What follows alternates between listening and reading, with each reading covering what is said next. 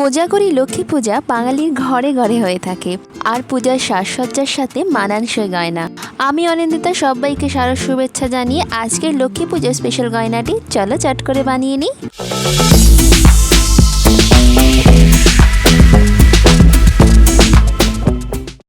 আমি এখানে গয়নাটি বানানোর জন্য প্রথমেই একটা গোল পিচবোর্ড কেটে নিয়েছি। মোটামুটি 10 সেন্টিমিটার মতো পিচবোর্ডটার আয়তন। এরপরে আমি এর উপরে একটা লাল কাপড় দিয়ে পিচবোর্ডটাকে মুড়ে নেব। আমি এখানে শুরু থেকে শেষ পুরো জুয়েলারিটাই বানানো দেখিয়েছি, এবং এর সাথে বসা কানের দুল কীভাবে বানাতে হয় সেটাও দেখতে পাবে তোমরা। তাহলে স্কিপ না করে পুরো ভিডিওটা দেখতে হবে। কিন্তু দেখো, কানের দুলটা কিন্তু আমি এর সাথে সাথেই বানিয়ে নিচ্ছি। কানের দুলের জন্য আমি মাপ করে কাপড় কেটে নিয়ে সেটা কানের দুলের যে পিচবোর্ডটা আমি ব্যবহার করেছি সেটার সাথে কাপড়টা আমি ঠিক আঠা দিয়ে এইভাবে লাগিয়ে নিচ্ছি। তোমরাও এইভাবে লাগাবে, এতে কিন্তু তোমাদের লাগাতে সুবিধা হবে।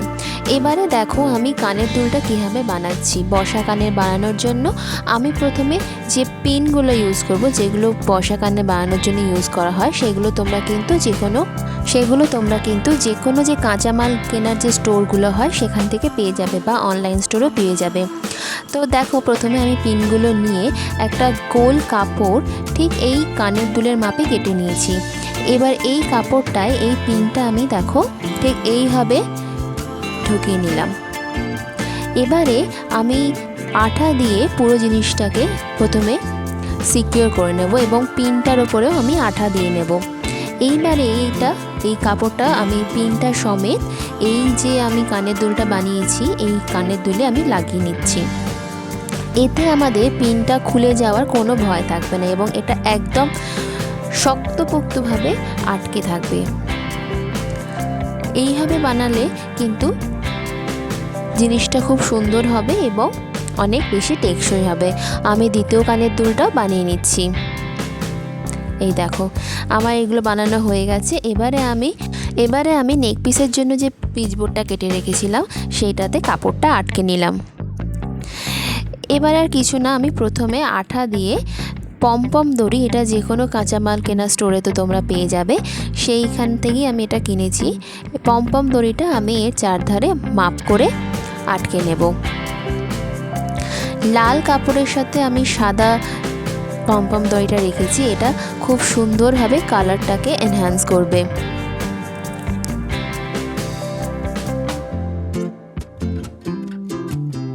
আমি এখানে দড়িটা আগে লাগিয়ে নিয়েছি, তারপরে মাপ করে কেটে নিয়েছি। তোমরা চাইলে আগে মাপ করে কেটে নিতে পারো, তারপরেও লাগাতে পারো।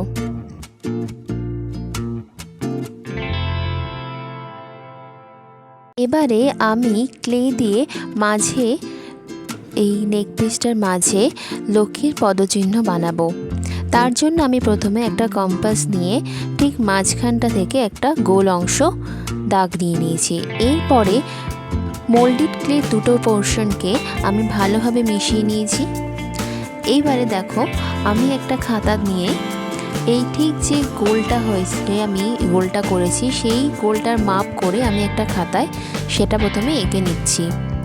আর এতে আমি লক্ষ্মীর পদচিহ্নটাও এঁকে নেব।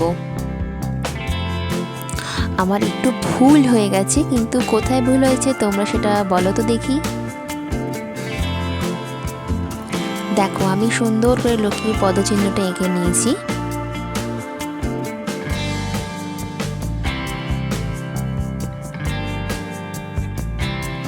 এবারে আমি যেটা করব, এই যে ছবিটা আমি আঁকলাম এই ছবিটার উপরে আমি একটা প্লাস্টিক বসিয়ে নেব।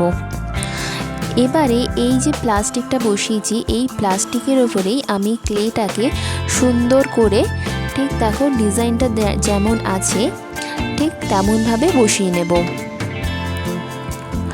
আমার যে ভুলটা হয়েছিল সেটা হচ্ছে আমি ক্লেটা আগে মেখে নিয়েছিলাম, তার জন্য ক্লেটা আমার হালকা শুকনো হয়ে এসেছে। সেই জন্য আমাকে এটা বসাতে গেলে আঠা দিয়ে বসাতে হবে। তোমরা কিন্তু ক্লেটা পরে মাখতে পারো, মানে ছবিটা এঁকে নিয়ে তারপরে ক্লেটা মেখে তারপরে কাজ করবে।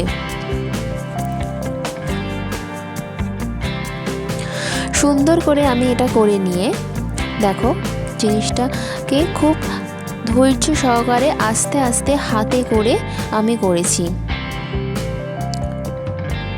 তোমরা খুব ভালো করে খেয়াল করলে বুঝতে পারবে কীভাবে আমি এটা করে নিয়েছি। এরপরে আমি সেকেন্ডটাও করে নিয়েছি। এবারে দেখো আমার দুটো একদম সুন্দরভাবে হয়ে গেছে। এবারে আমি এই জিনিসটাকে এই লকেটটার মধ্যে আঠা দিয়ে বসিয়ে দিচ্ছি। ভিডিওটা যদি পছন্দ হয়ে থাকে তাহলে কিন্তু অবশ্যই লাইক করো, আর যদি কোনো প্রশ্ন থাকে তাহলে কিন্তু অবশ্যই আমাকে কমেন্টস করে জিজ্ঞাসা করতে পারো। এই দেখো আমি এবারে ক্লের যে পাগুলো আমি বানিয়ে রেখেছিলাম, পদচিহ্নগুলো, সেগুলো আমি এর উপর বসিয়ে নিচ্ছি। আর তারপরে আমি ছোট ছোট আঙুলগুলো কিন্তু ক্লে দিয়েই বানাবো। সেগুলো কিছুই নয়, আমি হাতে করে ছোট ছোট করে ক্লে কেটে নিয়ে সেগুলোকে আঠা দিয়ে একটা একটা করে বসিয়ে নেব।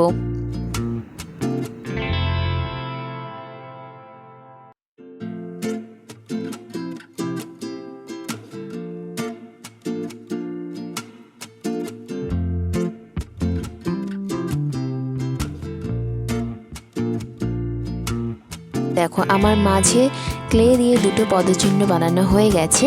এবারে আমি সাইডে একটুখানি ক্লের একটা সার্কেল বানিয়ে নেব।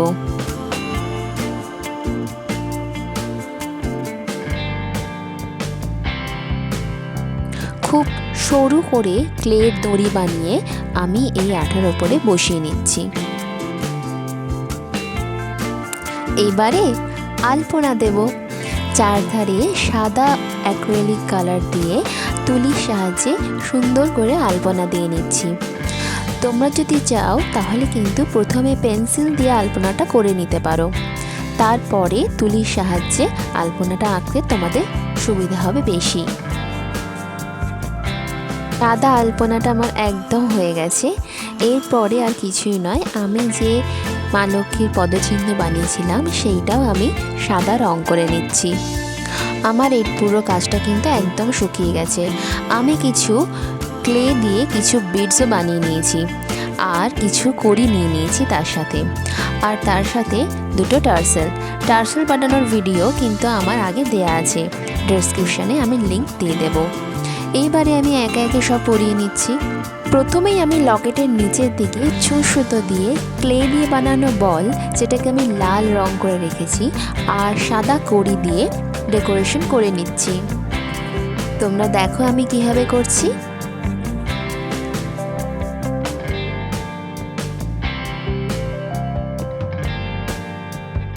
পিছনের দিকে সুতোটা আমি গিঁট দিয়ে নেব।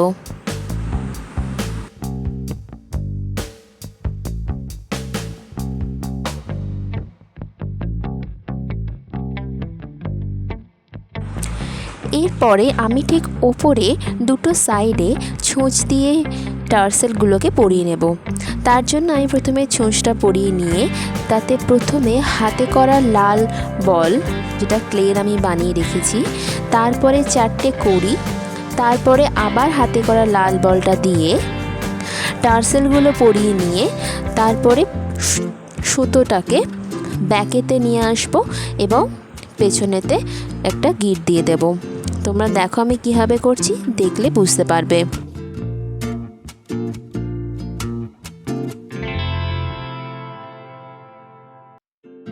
একটু ধৈর্য ধরে করতে হবে, কারণ কড়িগুলো কিন্তু খালি খালি ঘুরে যাচ্ছিল আমার ক্ষেত্রে, তো সেই কারণেই তোমাদেরকেও বলে দিলাম তোমরাও কিন্তু একটু ধৈর্য ধরে করবে জিনিসটা।